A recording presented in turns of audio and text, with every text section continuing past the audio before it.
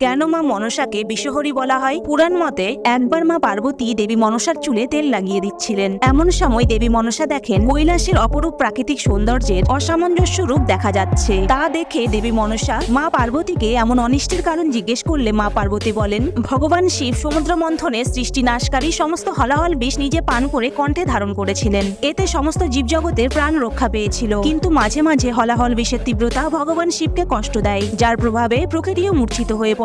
তখন দেবী মনসা মহাদেবের ধ্যানাসনের কাছে যান এবং মহাদেবের কণ্ঠের অতিরিক্ত হলাহল বিষ নিজে পান করে নেন। এতে মহাদেবের কিছুটা কষ্ট লাঘব হয়, কিন্তু দেবী মনসার প্রাণ সংশয়ে পড়ে যায়। পিতার কষ্ট লাঘব করতে নিজের প্রাণের উপেক্ষা না করে এত বড় আত্মত্যাগ ও মহৎ কর্মের জন্য ভগবান শিব আশীর্বাদ করেন দেবী মনসার উপর কোনোদিন কোনো বিষের প্রভাব পড়বে না। পুরো ব্রহ্মাণ্ডের এমন বিষ যেটি কেবলমাত্র ভগবান শিব ছাড়া আর কেউ ধারণ করতে পারেননি, সেই বিষ মা মনসা গ্রহণ করেছিলেন। তাই ব্রহ্মা বরদান দেন, আজ থেকে দেবী মনসা দেবী বিষহরী রূপে পূজিত হবেন।